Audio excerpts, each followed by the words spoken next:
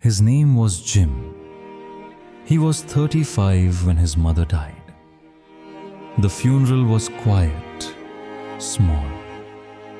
Rain tapped softly on the chapel roof, like fingers gently knocking, asking to be let in. Around him, people wept. Their grief was a tide that filled the room, except Jim. He stood still, hands folded, suit neat, eyes dry. People whispered, "He's so composed. He's strong." But Jim was neither strong nor composed. He was numb. Not numb like indifference, not numb like peace, numb like frostbite, the kind that grows unnoticed until the skin turns black and falls away. From the outside, Jim's life looked fine.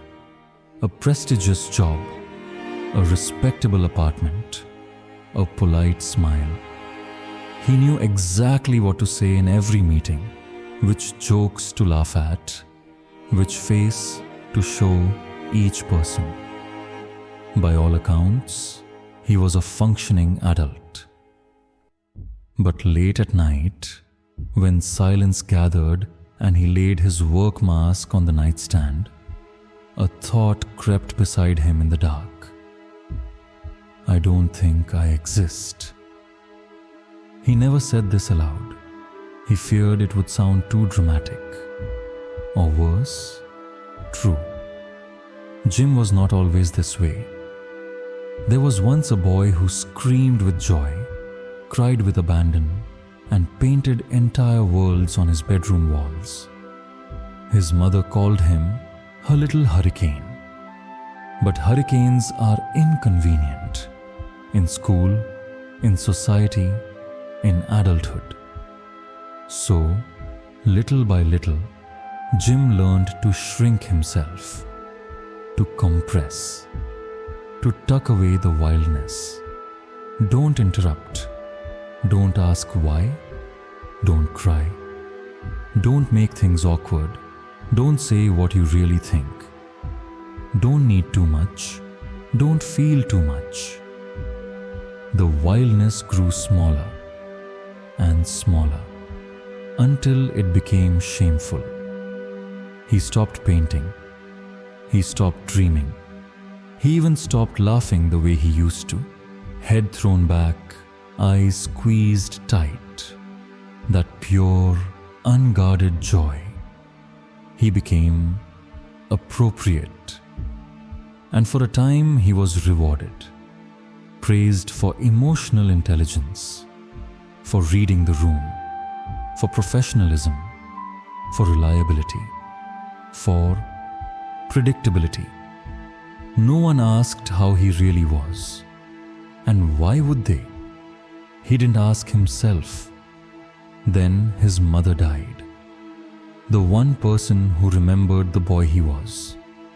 The one who once said, "You're too much for this world, Jimmy, and that's why it'll try to silence you. Don't let it." But he had, and now she was gone. So, at her funeral, Jim stood dry-eyed, because somewhere along the way, he forgot how to cry. He didn't realize this until he returned home. That night, in his silent kitchen, he poured a glass of water, his hands steady, his face calm. Then the glass slipped. The sound of shattering didn't startle him. It unlocked him. He stared at the broken pieces.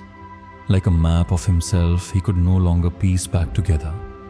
From deep inside, a cry erupted.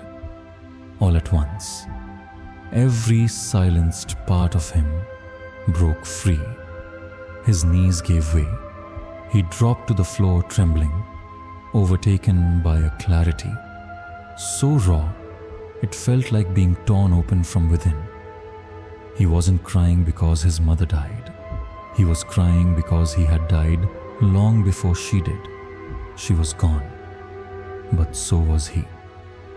That night, Jim sat alone in the dim light.